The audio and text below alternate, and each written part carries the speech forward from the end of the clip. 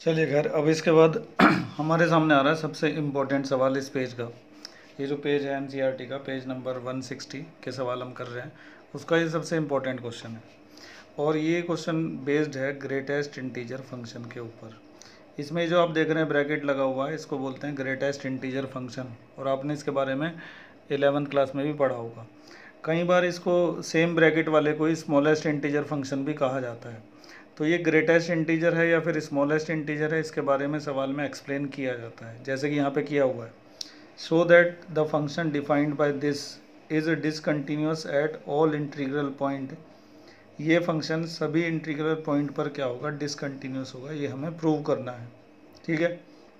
Hair x denote the greatest integer function. तो यहाँ पे ये लिखा हुआ है, ठीक है, कि ये जो x है, ये ब्रैकेट वाला जो x है, ये ग्रेटेस्ट इंटीजर फंक्शन को रिप्रेजेंट कर रहा है या फिर स्मॉलेस्ट इंटीजर को रिप्रेजेंट करता है। ये लिख के देंगे आपको, ठीक है।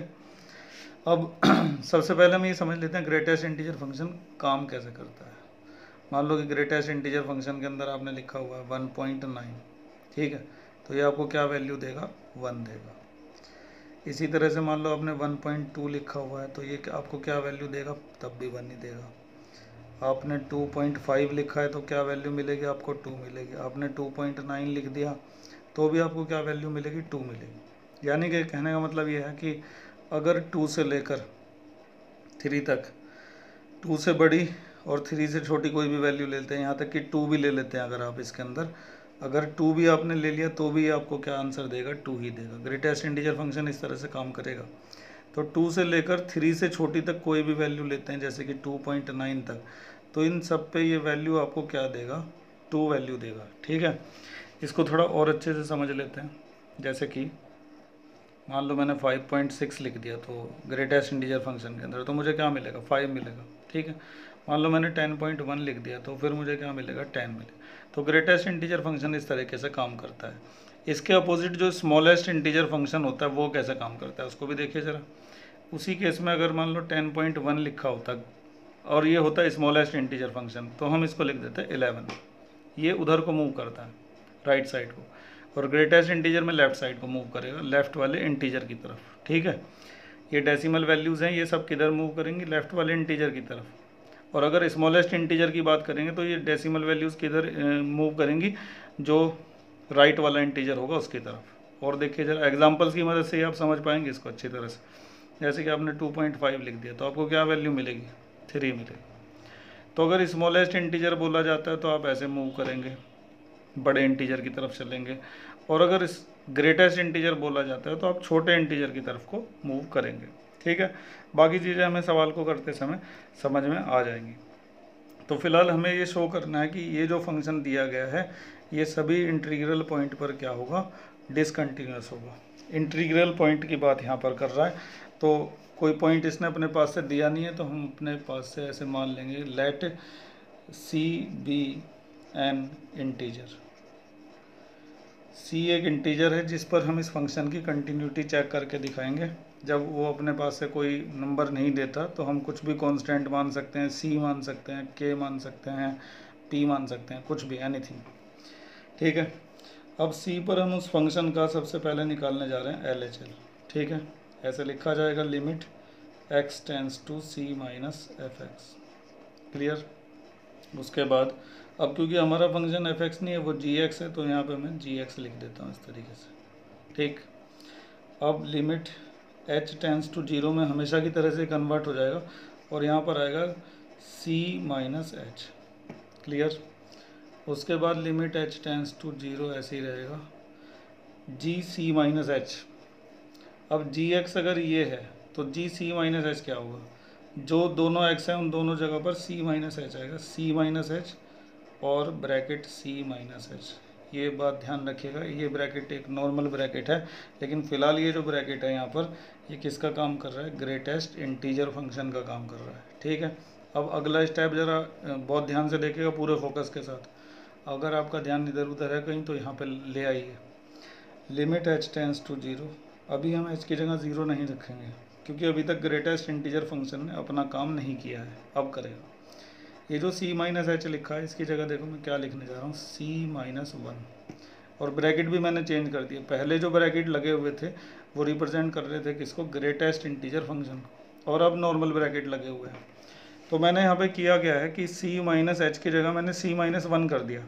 ये चीज़ कैसे पॉसिबल हो पाई, इसको आप यहाँ पर एक एग्जांपल की मदद से समझने की कोशिश करिए। ये जितने भी फंक्शन है 11th क्लास में सिखाए जाते हैं, greatest integer, modulus function, identity function, polynomial function, अगर 11th की एनसीईआरटी अभी भी आपके पास है तो उसको पढ़ लीजिए, नहीं तो मैं तो बताता ही रहूँगा पूरे 12th क्लास के पूरे सिलेबस में, ये कई बार आएंगे। ठीक है, तो फिलहाल आप ग्रेटेस्ट इंटीजर फंक्शन को समझ रहे हैं। हम ये समझने जा रहे हैं कि हमने c माइनस एच की जगह पर बदल कर c माइनस 1 कैसे लिख दिया। इसको आप इस तरीके से समझे एक एग्जाम्पल की मदद से। मान लो कि 5 है, 5 में से आप 0.2 को माइनस करते हैं। ठीक है, तो 5 में से 0.2 माइनस किया तो क्या आएगा, 4.8, और 4.8 को ग्रेटेस्ट इंटीजर के हिसाब से क्या लिखेंगे, 4 लिखेंगे। तो अगर 5 में से कुछ भी छोटा सा माइनस करा तो इसका सीधा मतलब हुआ कि आपने 5 में से 1 माइनस कर दिया, क्योंकि 5 में से 1 माइनस करके ही तो 4 आया।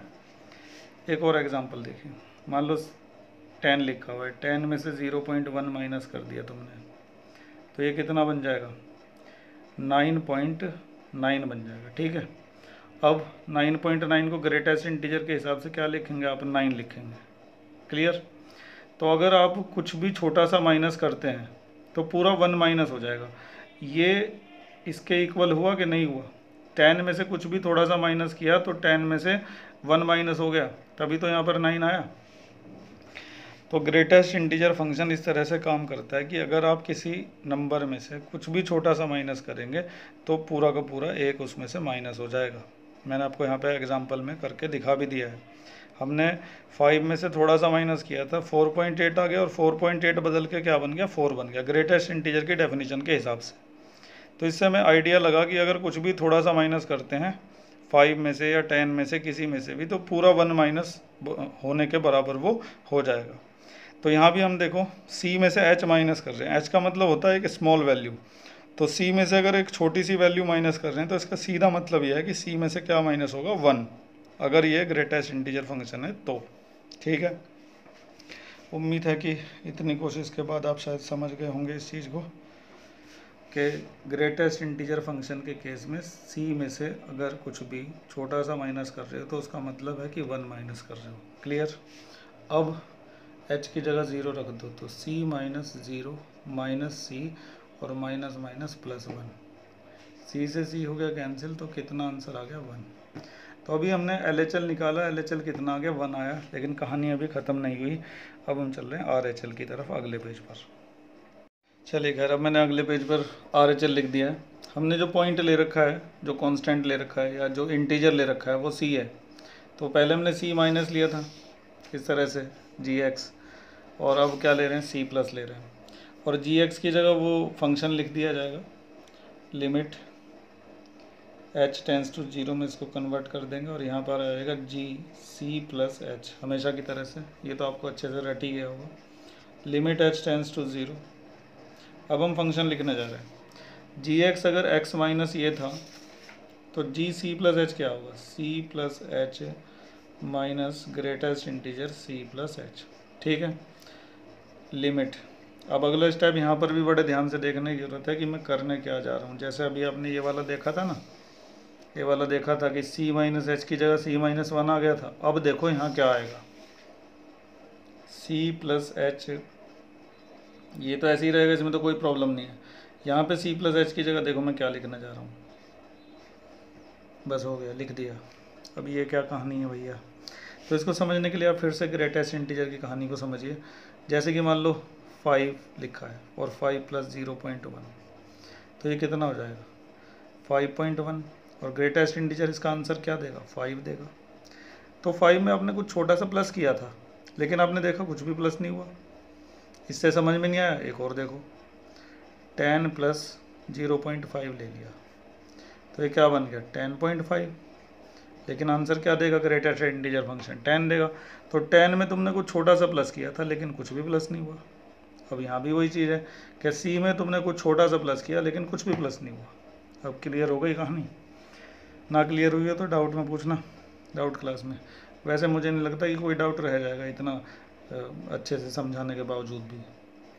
अब सी से प्लस सी से माइनस सी कैंसिल हो जाएगा, एच रह जाएगा और एच की जगह ज़ीरो रख दिया जाएगा, तो फाइनली क्या आ जाएगा, zero.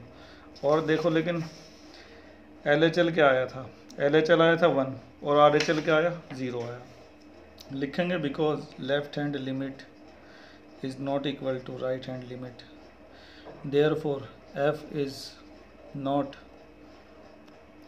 F is discontinuous at all integral point. F जो है वो क्या है, डिसकंटिन्यूस है ऑल इंटीग्रल पॉइंट पर। अब यहाँ तक का तो तुम्हें समझ में आ गया होगा कि एफ इज़ डिसकंटिन्यूस, क्योंकि L H L R H L बराबर नहीं आए। लेकिन ये क्या बोला है, ऑल इंटीग्रल पॉइंट।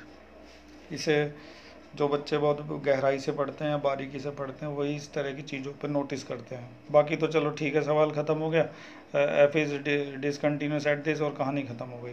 लेकिन इसका भी तो मतलब समझना चाहिए ना, क्वेश्चन में दिया हुआ है, देखो ज़रा क्या दिया हुआ है। Show that function defined by this is discontinuous at all integral point. इसका मतलब यह है कि इंटीग्रल पॉइंट पर तो ये क्या होगा, डिसकंटिन्यूस होगा, और जो नॉन इंटीग्रल पॉइंट है उन पे ये कंटिन्यूस होना चाहिए। ठीक है, तो अभी इस चीज़ को समझने की ज़रूरत है बहुत गहराई से। सवाल तो तुम्हारा पूरा हो चुका है, लेकिन अभी इंटीग्रल पॉइंट का मतलब ढंग से समझा नहीं है तुमने, तो इसे हम कुछ एग्जाम्पल की मदद से ही समझ सकते हैं। अब ध्यान से देखो ज़रा, मान लो कि 10.5 लिखा है यहाँ पर और -0.1 करते हैं। ठीक है, तो कितना आ जाएगा, 10.4 और ग्रेटेस्ट इंटीजर इसका आंसर क्या देगा, 10 देगा। बड़े धैर्य के साथ समझना अगर ये सवाल समझना है तो। अब 10.5 में 0.1 को अगर मैं प्लस कर दूं तो ये बनेगा 10.6। ठीक है, और आंसर क्या आएगा, 10 आएगा। ठीक, ये इसे तुम एल एच एल मान लो और इसे तुम आर एच एल मान लो, क्योंकि एल एच एल में हम ऐसे माइनस कर रहे थे, आर एच एल में प्लस कर रहे थे। ठीक है, तो दोनों तरफ क्या आ गया, इक्वल आ गया। ठीक है, तो इसका मतलब ये तो कंटिन्यूस हो गया। लेकिन हमने ये जो ले रखे हैं ये इंटीजर नहीं है, इंटीजर जो होते हैं ना होल नंबर में होते हैं। अब इसको मैं अगर रिप्लेस करके ऐसे लिखता हूँ 10 - 0.1, तब आंसर आएगा 9 पॉइंट कितना, 9, बड़ा सोच के आया, 9.9, और ग्रेटेस्ट इंटीजर इसका आंसर 9 देगा। लेकिन 10 + 0.1 करता हूँ अगर, तो ये हो जाएगा 10.1 और ग्रेटेस्ट इंटीजर इसका आंसर क्या देगा, 10 देगा। तो अब ये बराबर नहीं आया L H L R H L, तो यहाँ पे क्या हो गया, डिसकंटिन्यूस हो गया। कहने का मतलब ये है कि अगर आप इंटीजर ले रहे हैं तो क्या आ रहा है, डिसकंटिन्यूस आ रहा है, क्योंकि इक्वल नहीं आ रहा है L H L R H L. लेकिन जब आप नॉन इंटीग्रल पॉइंट ले रहे हैं, मतलब जो इंटीजर नहीं है, डेसिमल वाले हैं या कुछ और हैं, तब वो कैसा आ रहा है, कंटिन्यूस आ रहा है। समझ में आया। तो हमारे सवाल में हमें ये प्रूव करना था कि वो जो फंक्शन है, दिखाता हूँ फंक्शन तुम्हें दोबारा से, ये सवाल मैं तुम्हें ऐसे नहीं छोड़ूंगा बिना समझे। ये फंक्शन है हमारा, ठीक है, तो ये फंक्शन सिर्फ इंटीग्रल पॉइंट पर ही डिसकंटिन्यूस होगा, ये प्रूव करना था हमें। अब ये तो हमने कर दिया बड़े आराम से। लेकिन ये इंटीग्रल पॉइंट या नॉन इंटीग्रल पॉइंट होते क्या हैं, तो हमने यहाँ पर नॉन इंटीग्रल पॉइंट लिए थे, उन पे चेक किया एक एग्जांपल की मदद से, तो कंटिन्यूस आ रहा था। लेकिन जब हमने इंटीजर्स लिए तब वो क्या आ रहा था, डिसकंटिन्यूस आ रहा था। तो इस तरह से हमने इसका मतलब भी समझ लिया कि ये जो इंटीग्रल पॉइंट है ये यहाँ पर क्या कहा गया है। अब मैं एक बार फिर से पूरे सवाल को रिपीट कर देता हूँ। तो हमारा सवाल ये था कि ये जो फंक्शन है इसमें ये ग्रेटेस्ट इंटीजर फंक्शन को रिप्रेजेंट कर रहा है। प्रूव करो कि ये जो पूरा फंक्शन है डिसकंटिन्यूस होगा इंटीग्रल पॉइंट्स पर। कोई पॉइंट इन्होंने अपनी तरफ से नहीं दिया था, तो हमने मान लिया कि सी एक इंटीग्रल है या फिर एक इंटीजर है। ठीक है, अब सी का माइनस प्लस दोनों हमने निकाल के देखे, और बीच में हमारे सामने ऐसी सिचुएशन आई सी माइनस एच वाली, तो उसकी जगह हमने सी -1 क्यों लिखा, मैंने आपको भरपूर कोशिश की है ये समझाने की। अगले पेज पर भी ऐसी सिचुएशन आई थी जब हमने इसका आर एच एल लिया था। ठीक है, तो सी + एच की जगह हमने सी लिख दिया था, ये भी मैंने आपको बड़े तरीके से समझाने की कोशिश की। तो हमने देखा कि L H L R H L बराबर नहीं आए, तो हमने लिख दिया डिसकंटिन्यूस है ऑल इंटीग्रल पॉइंट पर, क्योंकि सी जो हमने लिया था वो क्या था, एक इंटीजर था, उसको इंटीजर माना था। लेकिन हमने इस चीज़ को समझने की भी कोशिश करी ये इंटीग्रल और नॉन इंटीग्रल क्या होता है। ठीक है, तो अगर आपको एक बार में समझ में नहीं आया तो ये वीडियो बार बार रिपीट कर करके तब तक इसका पीछा मत छोड़ो जब तक ये समझ में ना आए। कोई कमी रह गई हो तो डाउट क्लास में पूछ लेना, 1 जून 2020 को होगी। चलो आगे बढ़ते हैं।